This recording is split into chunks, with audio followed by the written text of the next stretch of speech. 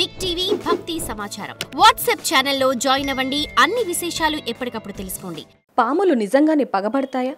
పాములకి హాని చేస్తే ఎక్కడికైనా వెళ్ళి వాళ్ళని చంపేంత వరకు కూడా నిద్రపోవా? ఇలా అనేక ప్రశ్నలకి సమాధానం చెప్పడానికి ఇప్పుడు మనతో పాటు కిరణ్ శర్మ గురుగారు మనతో పాటు ఉన్నారు. వారితో మాట్లాడదాం. నమస్కారం గురుగారు. గురుగారు, మామూలుగా చూసుకుంటే పాములు పగబడతాయి అనేది మనందరికీ తెలిసిందే. కానీ అంటే పడగ విప్పిన పాముని తొక్కితే అతన్ని చంపేంత వరకు కూడా ఎక్కడికైనా వస్తుంది, వెంటాడి మరి చంపుతుంది అనేది వాస్తవం అంటారా? ఒకటి గుర్తుపెట్టుకోండి, పాముకే కాదు పశువుకు కూడా అటువంటి ప్రభావం ఉంది. అంటే ఈవెన్ దో మనకి పశువు కూడా అంటే ఒక ఆవు కానీ ఒక ఎద్దు కానివ్వండి, ఆవు కానివ్వండి, ఈవెన్ కాకికి కూడా అటువంటి ఒక ప్రతీకారం అనేటువంటి ఒకటి ఎక్కువగా ఉంటుంది. ప్రతీకారం చర్య కూడా ఎక్కువగా ఉంటుంది. అటువంటి ప్రతీకారంలో కాకి కూడా చాలాసార్లు మనల్ని పొడవడం అనేది చూస్తుంటాం. గ్రద్ద కూడా ఈ మధ్య అటువంటి జరిగింది. ఈ మధ్య నేను విన్నటువంటిది అంటే నా జస్ట్ ఒక 2 రోజుల ముందు మొన్న కార్తీక పౌర్ణమి రోజున కూడా ఒక వ్యక్తి ఫోన్ చేసి, గురుగారు ఒక 4 రోజులు ఈ పాము నన్ను వెంబడబడుతుండగా నేను పౌర్ణమి రోజు చంపేశాను, అది నాకేం దోషం అని అడిగితే, బాబు దాన్ని కాస్త ఉప్పు వేసి కొద్దిగా లోపల పెట్టేసి దాన్ని పూర్తి చేయండి అని చెప్పడం జరిగింది. అంటే తప్పకుండా అటువంటి పాము అనేది పగబడుతుంది అంటారు. ఇప్పుడున్నటువంటి సూడో నాస్తికులు అనుకోండి, జంతు ప్రేమికులు అనుకోండి, పర్యావరణమైనటువంటి వ్యక్తులు కానివ్వండి, వాళ్ళు ఏమంటారంటే లేదండి అవన్నీ కూడా ట్రాషు, అసలు పాముకు చెవులే ఉండవు, పాముకు కళ్ళు కనపడవు. ఎవరు చెప్పారా మీకు? వాసన ద్వారా పసిగడుతుంది అది. తప్పకుండా మీరు ఎవరైనా సరే చాలాసార్లు విన్నాం మేము, ఊళ్ళలో ఉన్నటువంటి రైతుల సోదరుల దగ్గరికి వెళ్ళి విషయం అడగండి. రైతులు ఎవరు కూడా పాములు చంపరు. మ్యాక్సిమం వాళ్ళు పాములు చంపరు. బట్ పాముల వల్ల కొంతమంది చనిపోయినారు. కానీ పాములు వాళ్ళు పగబడతాయనే విషయాన్ని మీరు దాదాపుగా మీ రైతులకి స్పష్టంగా తెలుస్తుంది. కాబట్టి పాములు పగబడతాయి అనే విషయం వాస్తవం. ఎలా పగబడతాయి అంటే వాసన వల్ల పగబడే అవకాశం ఉంటుంది. అంటే ఎక్కువగా వాసనతోనే అవి పగబట్టే అవకాశం ఉంటుంది. అటువంటి వాటి వల్ల మీకు నష్టం జరిగే సూచనలు ఖచ్చితంగా ఉంటాయి. ఈవెన్ దో ఇప్పుడు చెప్తాను కదా, ఆవు కూడా తన పిల్లకి ఏదైనా ఇబ్బంది కలిగించినప్పుడు తప్పకుండా పగబడుతుంది. ఎద్దు కూడా పగబడుతుంది. కాకి స్పష్టంగా పగబడుతుంది. కాకి పదే తన పిల్లల్ని చంపినప్పుడు, ఏమైనా ఇబ్బంది పెట్టినప్పుడు అది తల మీద కొట్టేటువంటి సందర్భాలు చాలా ఉన్నాయి. తప్పకుండా మీకు మన్ని సూక్త విధానంగా మనం చేసేటువంటి ఈ పూజలు అంటే ఈ సర్పరాజుల యొక్క ప్రభావం, అంటే సర్పరాజుల యొక్క ఉన్నటువంటి ప్రభావం అనేది తప్పకుండా మనకి ఈ సర్ప సూక్తాలలో ఈ విషయం చెప్పబడింది. అంటే ఎలా పగబడతాయి? వాసన ద్వారా, వినికిడి ద్వారా, నీ యొక్క అడుగుల శబ్దాన్ని కనిపెడతాయి, బ్రహ్మాండం కనిపెడతాయి. అవి అలా కనిపెట్టి మనం తప్పకుండా అవి పగబట్టి మనల్ని కాటు వేసేంత వరకు, అంటే చంపుతాయి అంటే విషం ఉన్నటువంటి ఇప్పుడు అన్ని సర్పాలు చంపకపోవచ్చు, కానీ విషం ఉన్నటువంటి సర్పాల వల్ల చనిపోతాం. కొన్ని విష సర్పాలు ఉండవు, వాటి వల్ల పగబడుతూనే ఉంటాయి, వెంటబడుతూనే ఉంటాయి. అది మేము చూసాము, విన్నాము కూడా. దాన్ని ప్రత్యక్షంగా కూడా మేము చూసిన సంఘటనలు ఉన్నాయి. ఎందుకంటే మేము పురోహితులం కాబట్టి చాలామంది మా దగ్గరికి వచ్చేసి ఇలాంటి సంఘటన లేకపోతే మీరు గుర్తుపెట్టుకున్న ఒక విషయంలో, ఇది పాము కనికట్టు మంత్రం అని ఒకటి మీకు చూసి ఉంటారు పుస్తకాల్లో, పాత పుస్తకాల్లో. పాము కనికట్టు మంత్రం, తేలు కట్టు మంత్రం అని. ఇలా పగబట్టకపోతే ఇటువంటి మాటలు ఎందుకు వస్తాయి? అంటే మంత్రాలు కట్టుకోవద్దు ఎందుకు వస్తాయి? కాబట్టి తప్పకుండా ఇటువంటి పాము కాడు గురవ్వకుండా ఎందుకు మీరు తెల్లవేరు ఒకటి ఉంటుంది, తెల్లవేరు, జిల్లడి వేరు, తెల్లది వేరు ఉంటుంది. ఆ వేరు ద్వారా కూడా మీరు బాగా చూస్తుంటారు, పాములు పట్టేవాడు ఒక వేరు ఇచ్చి ఇది పెట్టుకోండి మీకు అని చెప్పి. ఆ పాత కాలంలో కొంత, ఇప్పుడంటే లేరు కానీ శ్రీశైల అడవులలో ఈ యొక్క మూలికల వల్ల పాము కాటుకి విషయాన్ని తీసేటువంటి శక్తి కూడా ఉంది. అప్పుడు అనాదిగా ఆ రైతుల దగ్గర కూడా అటువంటి మూలికల దగ్గర పెట్టుకొని, బిడ్డలో పెట్టుకొని, తాయతుల్లో పెట్టుకొని పొలాలకు వెళ్ళే వాళ్ళు ఉన్నారు. కాబట్టి అది నమ్మకం మీరు అనుకుంటున్నారు, శాస్త్రీయమైనటువంటి దృక్పథం ఉంది. అది సర్పాలు తప్పకుండా మీకు పగబట్టే అవకాశం ఉంటుంది. వాటి ఎంతగా మనం గౌరవించి పక్కకు తప్పుకుంటే వాటి వల్ల మనకి ప్రయోజనం, సమాజానికి బాగు కలిగే అవకాశం ఖచ్చితంగా ఉంటుంది.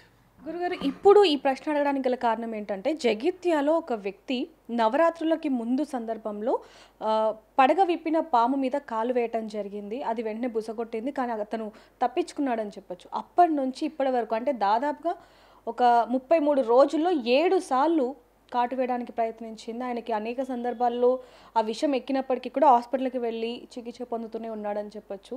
అంటే ఒక పాము ఇంతగా వెంటాడుతుందా అనేది? తప్పకుండా ఇందాక చెప్పుకున్నట్టుగా నేను అంటే దాదాపుగా దీని యొక్క పగ ఎన్ని రోజులు ఉంటుందని కూడా చెప్పారండి. మనకి దాదాపుగా 7 సంవత్సరాలు ఉంటుంది దీని పగ. మర్చిపోయాను నేను. ఒక సర్పం యొక్క పగ అనేది 7 సంవత్సరాల్లో. అయితే ఒక్కొక్కసారి ఏమవుతుందంటే వీడు తప్పించుకొని సపోజ్ వేరే దేశానికి వెళ్ళాడు, వీరి తరం వాళ్ళు కూడా కాటేస్తుంది అంటారు. అది మరి నాకు ఆశ్చర్యమే అనిపిస్తుంది నాకు కూడా. అంటే వారి యొక్క డిఎన్ఏని కూడా పసిగట్టగలిగే శక్తి మరి దీనికి ఉందేమో తెలియదు. కానీ అంటే ఒకవేళ ఈ వ్యక్తి అంటే ఎవరైతే తొక్కడం వల్ల ప్రమాదం ఉండదు. మనం నమస్కారం చేస్తే వెనక్కి వెళ్ళిపోతాయి అంటారు. అంటే తొక్కడం వల్ల, అంటే తెలియకుండా తొక్కడం వల్ల మనం నమస్కారం చేసి క్షమాపణ అడిగితే పగబట్టవని తెలుసు నాకు. కానీ మనం కావాలని కొట్టినా చంపినా వాటి పిల్లలు కానీ అంటే ఈ గర్భంతో ఉన్నటువంటి పాములు కూడా చంపితే మాత్రం పుట్టిన పిల్లలు కూడా మరి DNA లాగా తెలుసుకొని మరి కాటేస్తే తెలియదు, కానీ ఆ వంశంలో ఎవరినైనా ఒక్కడైనా సరే నాశనం చేస్తే అవి కాటు వేసే ప్రమాదం ఉంది. ఈ సర్పం యొక్క ఈ కోపము ఇదంతా కూడా 7 సంవత్సరాలు అని చెప్తారు. అంటే 7 సంవత్సరాల వరకు దీని ప్రభావం ఉంటుంది. ఇది సర్ప సూక్తంలో స్పష్టంగా చెప్పబడింది మనకి. గురుగారు, చాలామందికి కూడా పెళ్లి కాకపోయినా లేకపోతే పిల్లలు పుట్టకపోయినా ఉద్యోగం సరిగ్గా లేకపోయినా సర్పదోషం ఉంది, మీరు సర్పానికి కొంచెం చంపటం జరిగింది గత జన్మలో, లేకపోతే కొన్ని చిన్నప్పుడు ఇలాంటివి చెప్తూ ఉంటారు. సర్పదోషం అనేది చంపటం వల్ల వస్తుందా అనేది వాస్తవమేనా? ఒకటి ఇది 100% వాస్తవం. అంటే సర్పాన్ని మనం ఇబ్బంది పెట్టినా, ముఖ్యంగా సర్పాన్ని చంపడం కాదు, పుట్టని మనం తవ్వినా సరే మనకు అక్కర్లేదు, పుట్ట పనికిరాదు, దీన్ని తొక్కేసేయండి, టాటర్తో తొక్కేద్దాం అనుకున్నా సరే పుట్టని మనం తొలిచినా సరే అది మనకి సర్పదోషం ఏర్పడుతుంది. కాబట్టి సర్పాన్ని చంపడం ఇంకా మహాపాపం. తప్పకుండా అది సమాజానికి హితం కలిగించేది, సర్పం ఎక్కడ కూడా నష్టం కలిగించదు. కాబట్టి సమాజ హితమైనది, భగవత్ స్వరూపమైనది. కాబట్టి పామును చంపకూడదు. గోవునే చంపుతున్నారు, ఇక పాము ఎంతవరకు వచ్చింది. కానీ కాబట్టి ఇటువంటివి చంపడం వల్ల మనకి సమాజ నష్టం కలిగిస్తుంది. సరే ఏదేమైనా సరే భగవత్ స్వరూపమైనటువంటి ఆవును కానీ పామును కానీ చంపడం వల్ల మీకు తీవ్ర నష్టం ఉంటుంది. దానివల్ల ప్రయోజనం కన్నా ఈ సమాజ నాశనం ఎక్కువ జరిగే అవకాశం ఉంటుంది. కాబట్టి పాములను వాటిని చంపకూడదు అనేది స్పష్టంగా చెప్పబడింది. ఇప్పుడు ఇంకొక విషయం ఏంటంటే, మీరు అడిగిన ప్రశ్నకి సమాధానం, ఈ పగ పట్టే అవకాశం ఎంతవరకు ఉన్నా దీనివల్ల ఏదైనా పూజలు కానీ చేసుకుంటే పోతుందా, సర్పశాంతి లేదంటే పితృదోషాలు ఏర్పడతాయా, సర్పదోషాలు ఏర్పడతాయా అంటే సంతాన దోషం ఏర్పడుతుంది. జన్మలగ్నంలో ఈ యొక్క రాహు కనుక పంచమ స్థానంలో ఉంటే సర్పదోషం నువ్వు చేయకపోయినా నీ తాత ముత్తాతలు కావచ్చు, ఇంకొకరు కావచ్చు, ఈ పంచమ స్థాన రాహు కానీ భాగ్యస్థాన రాహు కానీ పంచమంలో కేతువు కానీ పంచమంలో శని కానీ ఇలా ఉన్నట్టయితే తప్పకుండా సర్పదోషం ఏర్పడుతుంది. పితృదోషానికి కూడా కారణం ఏమవుతుంది అంటే పితృదోష కారణం కూడా ఇదే. ఈ పితృదోషం కానీ సర్పదోషం ఉన్న వారికి సంతానం అవ్వకపోవడం, పుట్టిన సంతానం అటిజంతో ఇబ్బంది పడడం, లేదా వచ్చినటువంటి వికలాంగులుగా పుట్టడం, ఇలా అంటే ఒక వక్రంలో పుట్టడం అంటే అవయవాల వక్రంలో పుట్టేటువంటి అవకాశం ఉంది. కాబట్టి అటువంటి వాళ్ళకి దోషం వలన కలుగుతున్న విషయం స్పష్టంగా చెప్పవచ్చు మనం. గురుగారు, మరి ఇప్పుడు ఇతని విషయానికి వచ్చేసరికి 33 రోజులు 7 సార్లు కాటడానికి ప్రయత్నించింది, కాటేసింది. కాబట్టి మరి దీనికి సంబంధించి అతను ఏ విధంగా పరిష్కరించుకోవాలంటారు? అంటే ఏమన్నా పరిహారాలు ఏమన్నా ఉన్నాయా, లేకపోతే ఏమంటారు? తప్పకుండా దీని పరిహారం ఉన్నాయమ్మా. మీకు అదే చెప్తున్నాను కదా, అసలు సర్పశాంతి చేసి సరిపోయేది. అంటే ఒక పాము ఆకారంలో గోధుమ పిండితో కానీ బియ్య పిండితో ఒక సర్పాన్ని తయారు చేసి అభిషేకం చేసి సర్పాన్ని అడవిలో వదిలిపెట్టాలి. అంటే ఈ సర్పాన్ని అడవిలో పెట్టడం, సుబ్రహ్మణ్య స్వామిని పూజ చేసుకోవడం, పుట్టలో ఒకసారి నీళ్లు పోసుకుంటే చాలు, ఒకసారి ఒక చుక్క పాలు పోసుకున్నా తప్పకుండా దోషం పోతుంది.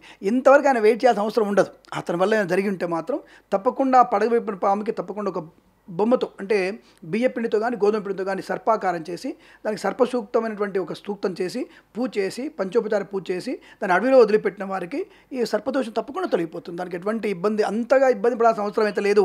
ఇప్పుడు పగబట్టినది మనం ఎప్పుడైతే పరిహారం క్షమించమని ఎవరైనా అడుగుతామో ఎంత శత్రువైనా క్షమించగలిగే అవకాశం ఉంటుంది. కాబట్టి సర్పం కూడా క్షమిస్తుంది, అందులో సందేహం లేదు. ఇది మీరు నమ్మకపోయినా అంటే ఇంకా 21st సెంచరీ 22nd సెంచరీలో ఉన్నాం, ఇట్లాంటి మూఢనమ్మకాలని పెంచకండి అని కామెంట్ చేసినా ఇది నిజం, ఇది మాత్రం నిజం. మన వరకు వస్తే కానీ ఆ నిజం బయటపడదు. ఒక మనిషి చనిపోతే కదా తెలిసేది స్వర్గానికి నరకానికి వెళ్ళేది, చనిపోయిన తర్వాత మనం ఎవరైనా చెప్పలేం కదా. కాబట్టి ఈ విషయాన్ని మన గ్రంథాలు చెప్తే మూఢనమ్మకం అని, ఇంకొక గ్రంథాలు చెప్తే అది నిజమైనటువంటి సైంటిఫిక్ ఆధారం అని నమ్మేటువంటి మూర్ఖల స్థానం. కాబట్టి సనాధర్మంలో ఏది కూడా అనవసర విషయాలు చెప్పదు. కాబట్టి దాని విషయాన్ని గమనించుకొని సర్పశాంతి చేసుకుంటే అనుకూలంగా ఉంటుంది. తప్పకుండా సుబ్రహ్మణ్య స్వామి పూజ చేసుకోవడం శుభాన్ని కలిగిస్తుంది. సర్పం వల్ల దోషం ఏమీ ఉండదు.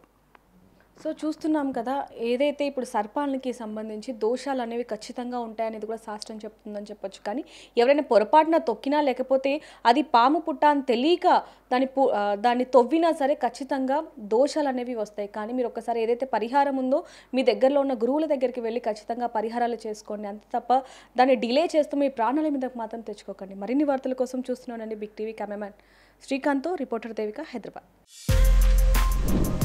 For more videos like this, subscribe Big TV channel.